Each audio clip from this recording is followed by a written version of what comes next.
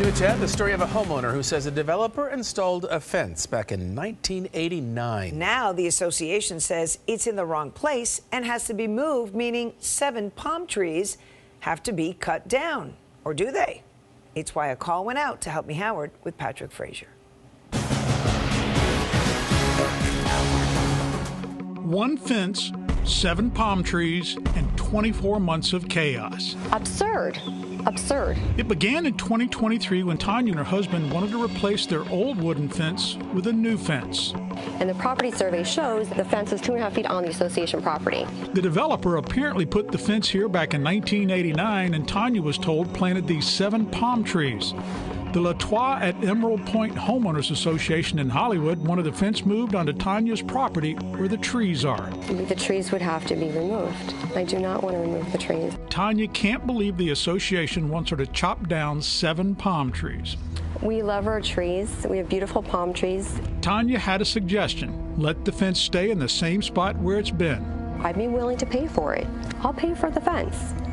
Just leave me alone. Leave the trees alone. The Latois board said no. Tanya had another idea. And I've asked, could I purchase the land? No. They want their 2 feet of land back. A tiny strip of property the association never knew they owned, and 7 trees cut down to get what the board wants.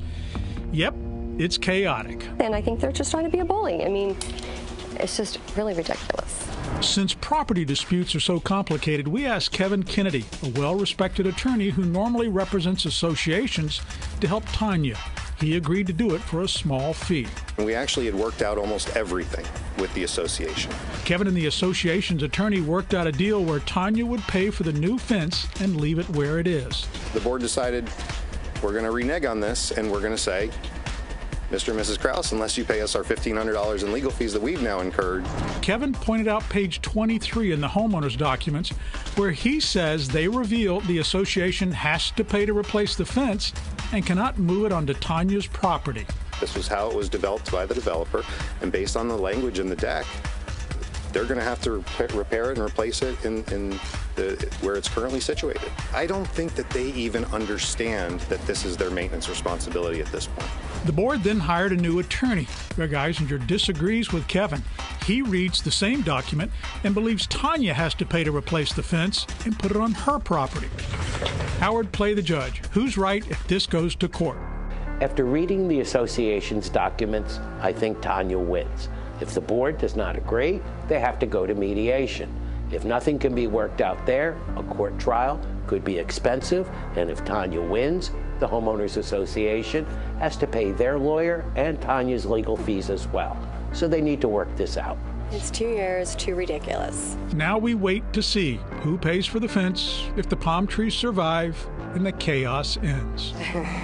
I wish I can tell you they would be reasonable, but I really don't have any high hopes for that. Whether it's in mediation or in trial, we'll let you know what happens in this unusual battle. A problem uprooting your life, feeling fenced in? Put it in the palm of our hand so we can survey the situation for you. With this Help Me Howard, I'm Patrick Fraser, 7 News.